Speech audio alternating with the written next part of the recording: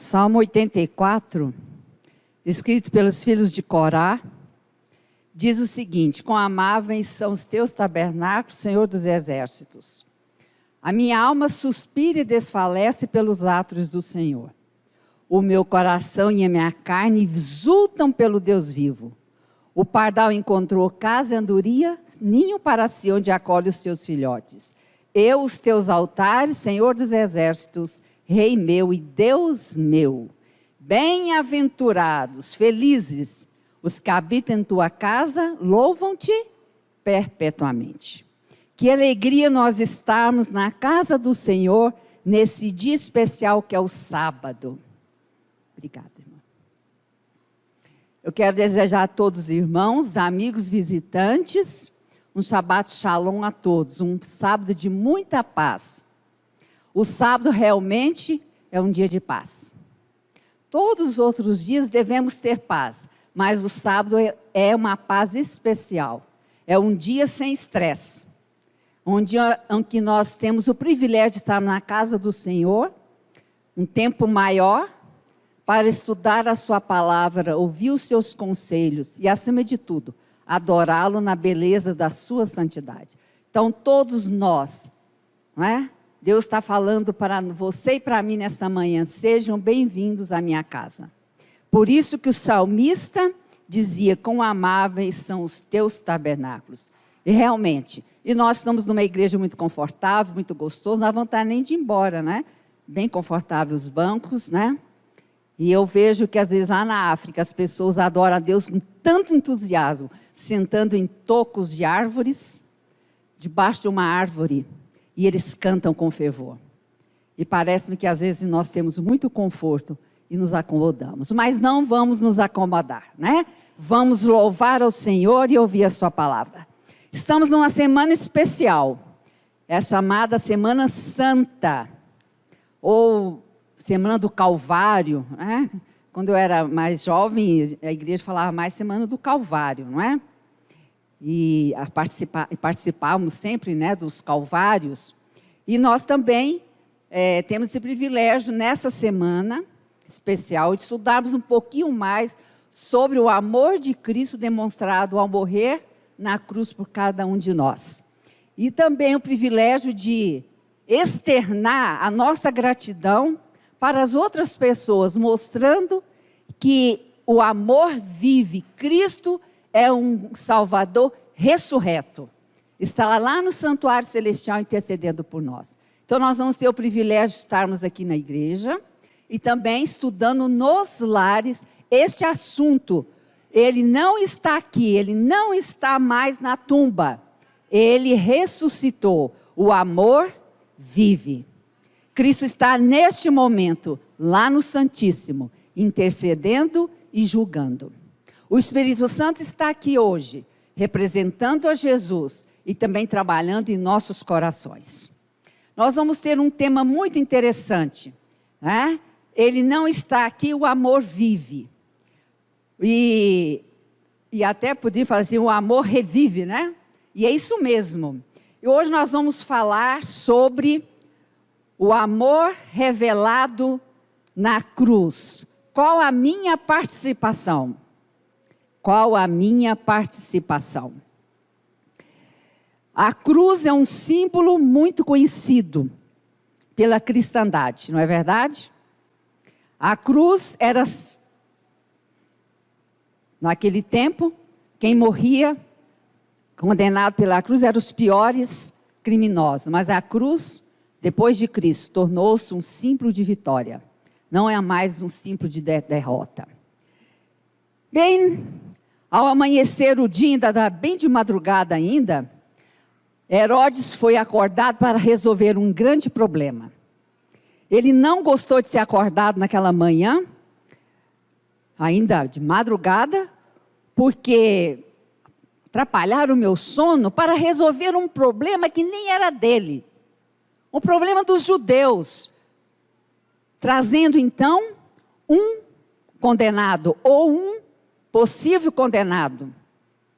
E Pilatos então atende, bocejando, esfregando os olhos, irritado, E ele ouve ali as acusações e falando, e ele conversa ali com aquele homem que estava ali para ser condenado. E Pilatos falou assim: eu não tenho nada a ver com isso. Sabe o que eu vou fazer? Eu vou mandar para Herodes. Mandou para Herodes. Herodes queria ver Jesus, porque havia falado dele e tal. Queria que Jesus fizesse milagres ali. Jesus não falou nada. E Herodes não gostou e falou: sabe uma coisa? Vou mandar para Pilatos. Quero saber disso aqui também não. E volta para Pilatos. Pilatos sabia que Jesus era inocente. E o que fazer agora? Ele sabia, ao conversar, observar aquele homem, ele sabia que ele era inocente. Mas Pilatos era um homem fraco e vacilante. E ele então toma uma decisão. Ele é inocente. Mas, para eu ficar bem com a galera aqui, eu vou pedir que eles o açoite, bate bastante nele, né? 40 chibatadas, né? Que eles davam naquele tempo, era a lei dos judeus. 40 menos uma para não passar, e depois eu vou soltá-lo. Então Pilatos decide fazer isso. E Jesus é espancado, com chicote, que não era um chicotinho aí, nem de vara de goiabeira. Goiabeira, né? Ou árvore de goiaba. E ele então, era pontas de ferro, e ele realmente, e tem um filme, né, que retrata muito bem isso, de uma maneira até muito trágica. Mas é aquela realidade. Mas, ao tomar essa decisão, Pilatos realmente mostrou-se um homem fraco. Mas o povo não queria que Jesus fosse somente açoitado. Ele teria que morrer. Então, Pilatos, sem saber o que fazer, e ele fica ali, solta ou não solta, o que eu faço? Sabe, a indecisão.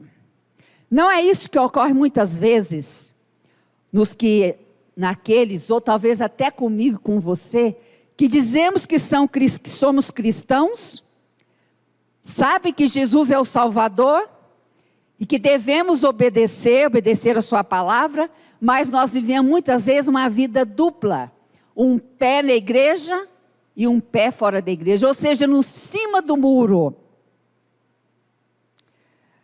Sabe, queridos, ficar em cima do muro é fatal, é perigoso. Pilatos estava entre Jesus e a multidão. A multidão gritava: crucificai-o, crucificai-o. E Pilatos dizendo: mas vocês vão crucificar o rei dos judeus? Sim, nós vamos crucificar o rei dos judeus. Pilatos estava entre o certo e o errado, entre a mentira e a verdade.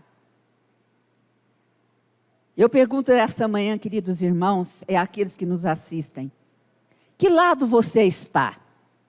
De Cristo ou do mundo? Ou você é um indeciso? Está em cima do muro? Sabe, queridos, em termos espirituais, ou em todos os aspectos da vida, não existe relativismo, não existe racionalização. Só existe uma verdade absoluta: Jesus e a sua palavra. Que lado você está? Ao tomar sua decisão de estar em cima do muro, Pilatos se colocou em desvantagem. A turba viu, os sacerdotes viram, os que estavam ali viram a indecisão de Pilatos e fizeram o quê? O encurralaram de tal maneira que Pilatos, não querendo perder a sua posição de governador, ele então entrega Jesus para ser crucificado. Pilatos poderia ter quebrado aquela cadeia fatal, mas ele não fez isso. Deixou que a turba, que a multidão ditasse-lhe a sua conduta. Cristo teria sido morto de qualquer jeito. Ele veio para essa função. Mas Pilatos não passaria porque depois o que ele passou em sua vida. Uma vida cheia de culpa. Queridos, a indecisão entre o certo e o errado é fatal. Sabe que Satanás usa essa indecisão que muitas vezes nós temos. Ele usa ao seu favor, influenciando você a postergar sua decisão ao lado de Cristo. Cuidado, queridos, em ficar em cima do muro. É perigoso, é fatal. Sabe, Pilatos deu passo a passo, após passo, na violação de sua consciência. E ao excusar-se, a julgar com justiça e equidade, viu agora, quase impotente, nas mãos dos sacerdotes. Pilatos tinha uma vontade fraca. E como se vivemos hoje uma sociedade onde a vontade é fraca. A maior força que o ser humano tem, fora de Deus, é a sua vontade. E hoje os meios de comunicação, a mídia, não é? As ideologias, tudo que tem nesse mundo, está o quê? Fazendo de nossos jovens e de nós mesmos até mais velhos, pessoas de vontade fraca. Não temos o poder da decisão. Somos levados pelas propagandas, pela mídia. Sabe, vocês sabiam que uma das causas de esgotamento nervoso é, sem dúvida, a indecisão? Conforme o Dr. Paulo Dubois. Sabe, a oposição entre o senso de dever e a irresolução em cumpri-lo acaba por criar uma tensão intolerável. Porque há tantas tensões em nós, muitas delas, porque a gente fica em cima do muro, um pé aqui e um pé ali. Ser resoluto, decisivo, lembra de Daniel? Daniel capítulo 1, verso 8, resolveu firmemente Daniel não se contaminar com as iguarias do rei. Ele decidiu, resolução. Forwell Buston, que foi um incansável campeão da causa da emancipação dos escravos no Império Britânico, costumava dizer o seguinte, olha o que ele disse. Quanto mais vivo, tanto mais certo fico de que há grande diferença entre os homens, entre os fracos e os poderosos, os grandes e os insignificantes. É energia, determinação invencível. E um propósito uma vez fixado, então a morte ou a vitória. Esta qualidade fará tudo que puder ser feito neste mundo, e sem ela nenhum talento, circunstância ou oportunidade fará de uma criatura de duas pernas um homem ou uma mulher. Decisão. Ali, Jesus estava diante de Pilatos. E Pilatos se encontra com Jesus ali, olhando para ele, e diz, eis aqui o homem. Mas o que fazer com este homem? Sim, Pilatos anelava libertar Jesus. Sua mulher veio, mandou um recado dizendo, não se envolva com isso. Ele não ouviu sua mulher. Tem homem aí dando-se mal porque não ouvem as mulheres, A mulher que é temente a Deus, ela tem bons conselhos e uma intuição incrível. Mas, ele falou assim, eu vou perder minha posição, minha honra. E ele preferiu o seu poder, a sua posição, em vez de Jesus. E escolheu deixar ser crucificado um ser inocente. Quantos há que para escapar a um prejuízo ou um sofrimento, de igual modo sacrificam os princípios. A consciência e o dever apontam um caminho e o interesse egoísta indica o outro. A corrente dirige-se vigorosamente para o lado errado e aquele que transige com o mal é arrebatado para espessas trevas de culpa e sofrimento. Sim, coitado do Pilatos, cedeu à turba e teve um fim terrível. Eu tenho em casa a coleção dos prêmios nobres de literatura,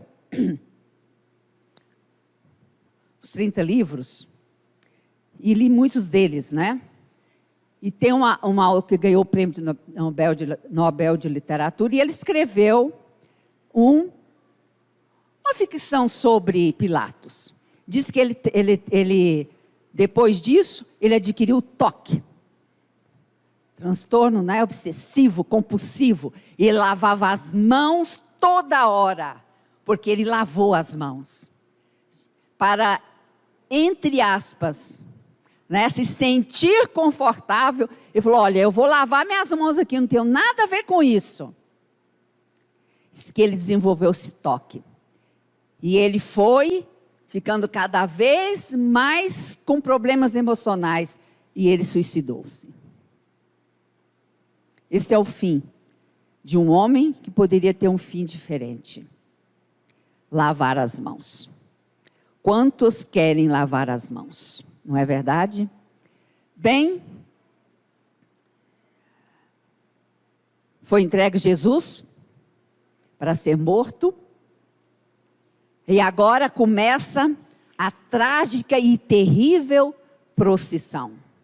Um homem que havia sido açoitado, colocaram nele uma coroa de espinho, com aqueles açoites, muito sangue já havia saído, o sangue escorria da sua fronte, né, sua régia fronte, sua cabeça.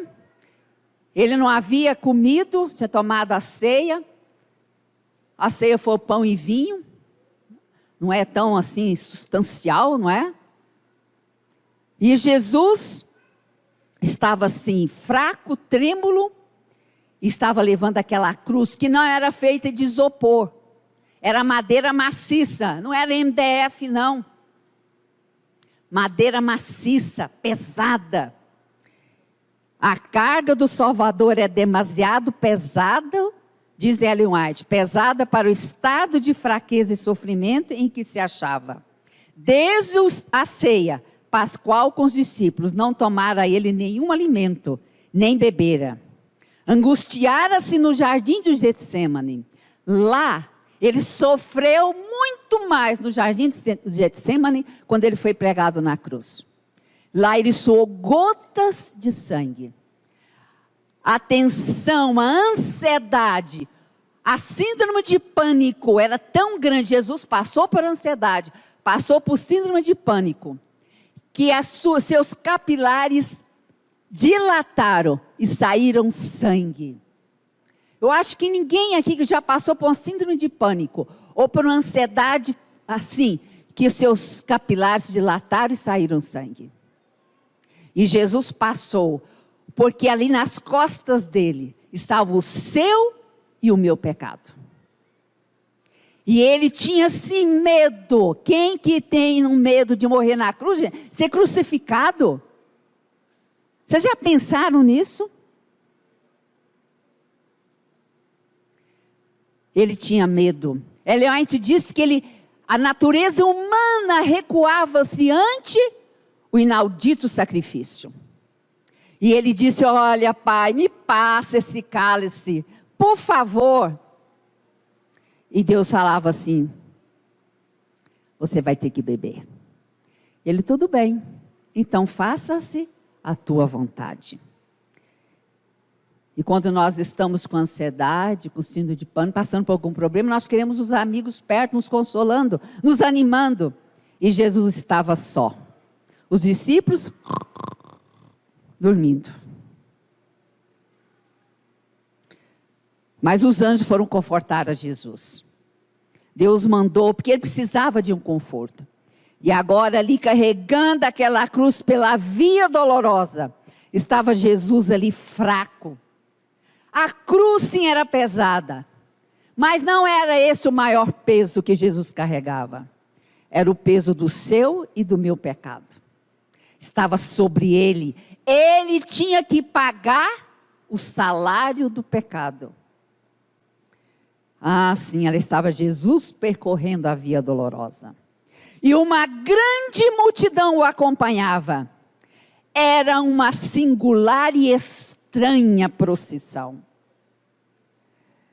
A multidão que estava ali via, curiosos, espectadores, viram ali os vacilantes passos de Jesus. Mas ninguém demonstrou compaixão pelaquela pessoa. O injuriavam, xingavam, vai, leva a cruz, leve a cruz. Sim, os perseguidores, os soldados, viram que realmente tudo indicava que Jesus não conseguiria levar aquela cruz. Era pesada demais para ele. E alguém teria que transportar, ajudá-lo a carregar a cruz. Mas quem faria isso? Ah, ninguém. Ninguém queria. Imagina carregar a cruz, símbolo dos piores criminosos carregar. Não, ninguém queria. Quem iria ajudar Jesus a carregar a cruz?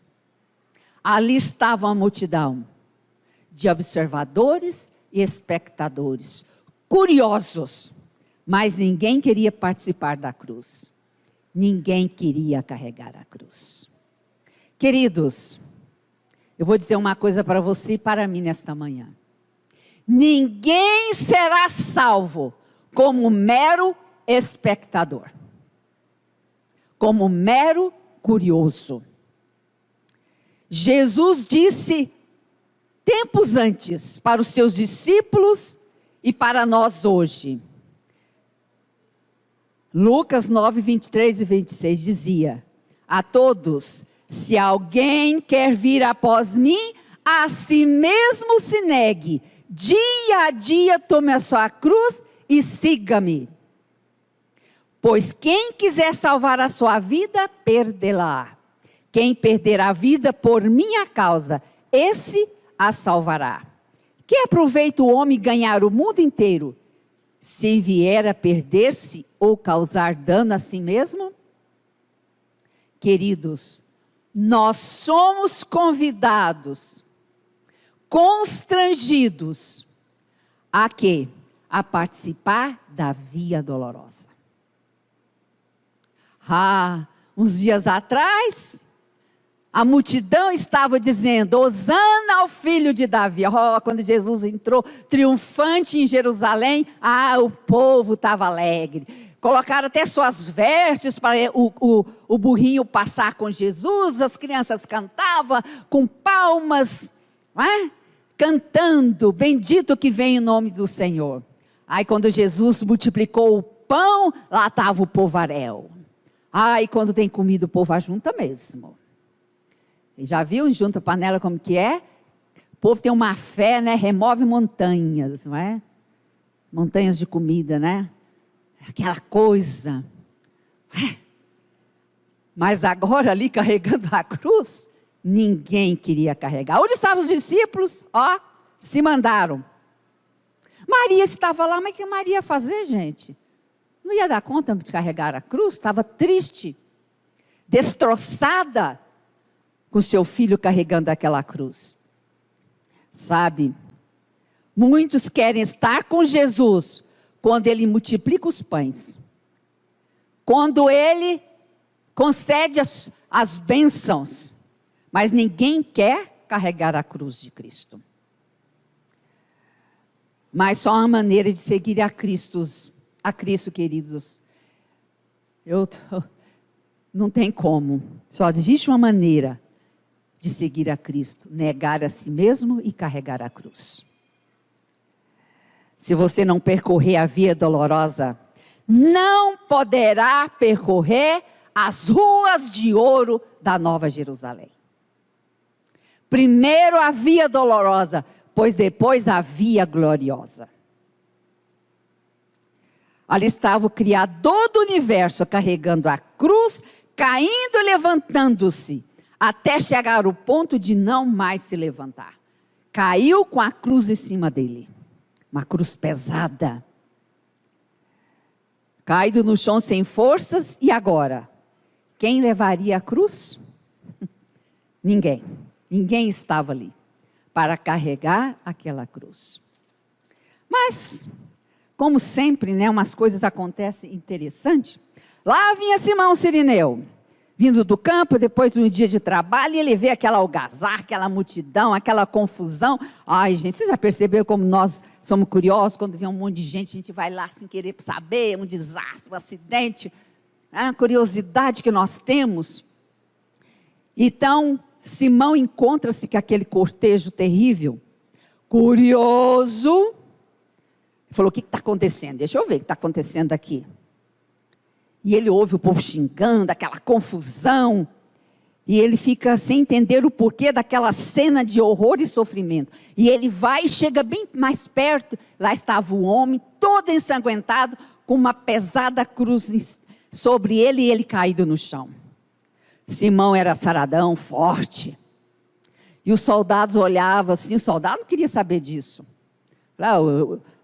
O governo já paga muito povo, não quero saber desse negócio de carregar a cruz, não. E ele olha, vê aquele homem musculoso, fala: ei, você aqui, vem ajudar o homem a carregar a sua cruz.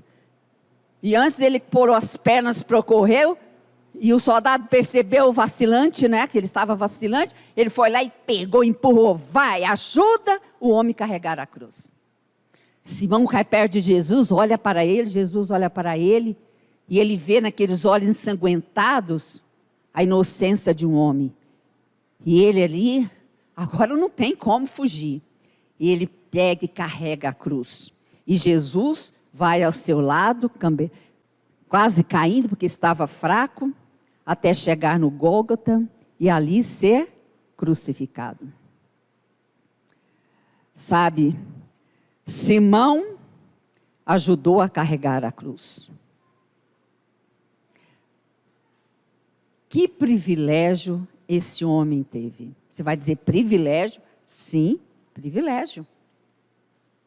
Que privilégio.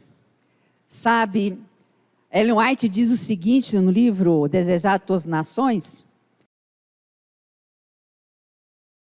Calvário para Simão foi uma bênção e posteriormente mostrou-se sempre grato por essa providência. Isso levou a tomar sobre si a cruz de Cristo por sua própria escolha, suportando-lhe sempre animosamente o peso. Queridos, nesta manhã, eu quero dizer para você: você é a multidão de espectadores ou você é Simão Cirineu? Você pode argumentar dizendo assim: que aqui, qual é? Quer dizer, para seguir a Cristo tem que sofrer, carregar a cruz? Que negócio é esse? Eu quero uma vida mais tranquila, sem sofrimento, sem dor. Eu vou dizer uma coisa para você, tenho duas respostas para essa argumentação. Primeiro, com Cristo ou sem Cristo, com cruz ou sem cruz, meu filho, você já tem uma cruz aqui chamada pecado. Uma cruz entre aspas. Não gosto de fazer essa comparação, porque cruz é símbolo de vitória. Você já tem o pecado no pacote. Não tem como escapulir. Você vai ter dor de barriga, você passa para Covid, você vai ter câncer ou não vai ter. No fim, todos nós vamos morrer. Não tem jeito. Mas há uma diferença que é a segunda resposta. Está em Mateus 11, 28 a 30. Jesus falou assim: vem carregar comigo a cruz. Mas ele diz: por quê? Vinde a mim todos que estáis cansados e sobrecarregados, e eu vos aliviarei. Tomai sobre vós o meu jugo, e aprendi de mim, que sou manso e humilde de coração. E achareis o que? Descanso para a vossa alma, porque o meu jugo, a minha cruz é suave, e o meu fardo é leve. Cristo convida você a carregar a cruz, porque Ele carrega junto a você. Queridos irmãos, Ellen White diz que nós deveríamos, hora por dia ou mais, meditar no sacrifício de Cristo, principalmente nas últimas cenas, para nós nos enternecer, sermos motivados, constrangidos pelo amor de Cristo. É isso que diz o lema, o amor de Cristo. Eles mudaram para o motiva, né? Me motiva. Eu gosto mais do constrange. Mas tudo bem, né? A modernização das coisas. O amor de Cristo me constrange, é assim que Paulo falou. Querido, sabe o que é o lugar mais alto que o homem pode estar? É aos pés da cruz. Que lado que você está? Com a multidão ou junto à multidão? Com Cristo levando a sua cruz ou como mero espectador? Daqui a pouco nós vamos sair, não para percorrer a via dolorosa. Nós vamos percorrer as ruas, entregando o último convite. Cristo nessa manhã está nos convidando. Tome a minha cruz, a sua cruz e siga-me. Que tal percorrermos a via dolorosa com Jesus? A escolha é sua. A escolha é sua. Que nessa semana nós possamos parar um pouco mais, ou muito mais, para estudarmos o sacrifício maravilhoso de Cristo em nosso favor. Páscoa não é chocolate. Páscoa não é coelhinho. Páscoa é a libertação do pecado. Vamos pôr em nossos lares. Não vamos dar para os nossos filhos coelhinhos. Vamos dar a cruz para os nossos filhos. Tudo bem, comprar um chocolatinho, não tem problema. Hoje meus filhos compram, minha filha compra ovo de chocolate, mas tudo bem, já está grande, né?